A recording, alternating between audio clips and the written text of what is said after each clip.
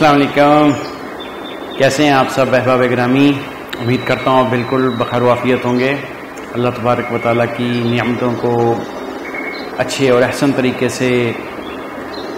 اس سے فائدہ حاصل کر رہے ہوں گے، اس سے ثمر مند اور بہرہ مند ہو رہے ہوں گے۔ ایک نئے ٹاپک کے ساتھ آپ کے پیش خدمت ہوں۔ جیسا کہ میں کلینیشین ہوں، کلینیکل پریکٹس کرتا ہوں، اور میری روزمرہ کی پریکٹس کے اندر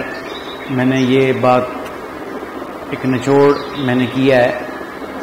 کہ گزشتہ 5 سے 10 سال کے عرصے کے اندر ہر ایج گروپ 8-10 سال کی ایج سے لے کر بڑھاپے کی ایج تک ڈپریشن کے امراض میں بہت زیادہ اضافہ ہو رہا ہے، اور ڈپریشن کا جو ظہور ہے، جو ہمارے پاس پیشنٹ ریپرزینٹ کرتا ہے،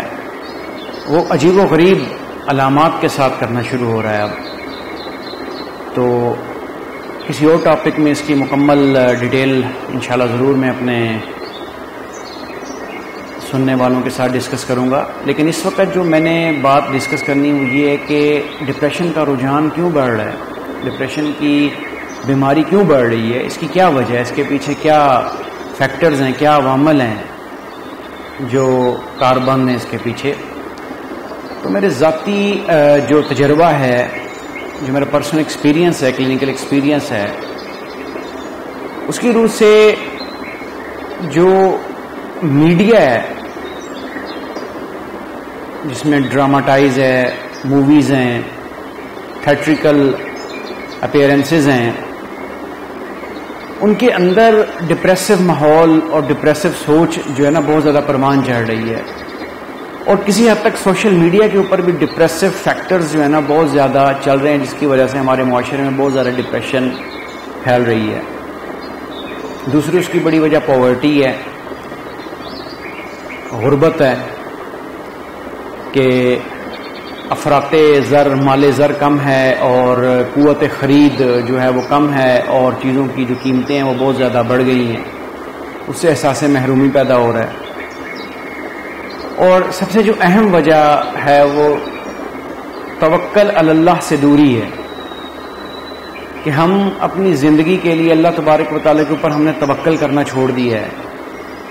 اور اکابرین کے جو طریقے ہیں کہ کس طریقے سے انہوں نے ایک سالڈ زندگی جی ہے، جتنے بھی بڑے بڑے اکابرین گزرے ہیں، چاہے وہ کسی بھی مذہب سے تعلق رکھتے ہیں، انہوں نے ڈپریشن کا کس طریقے سے مقابلہ کیا۔ اس علم کا فقدان ہے، یہ ہمیں نہیں بتایا جا رہا۔ یہ کچھ بڑی بڑی وجوہات ہیں جن کی وجہ سے میں یہ سمجھتا ہوں کہ ہمارے معاشرے میں ڈپریشن کا جو رجحان ہے وہ بہت زیادہ بڑھ رہا ہے۔ اگر ہم نے اپنی صحت مند زندگی جینی ہے تو نوجوان طبقے سے ڈپریشن کو ہمیں ختم کرنا ہے، تاکہ ہماری آنے والی نسل بالکل مینٹلی اور جسمانی طور کے اوپر چاق و چوبند ہو، اور صحت مند اور تندرست ہو۔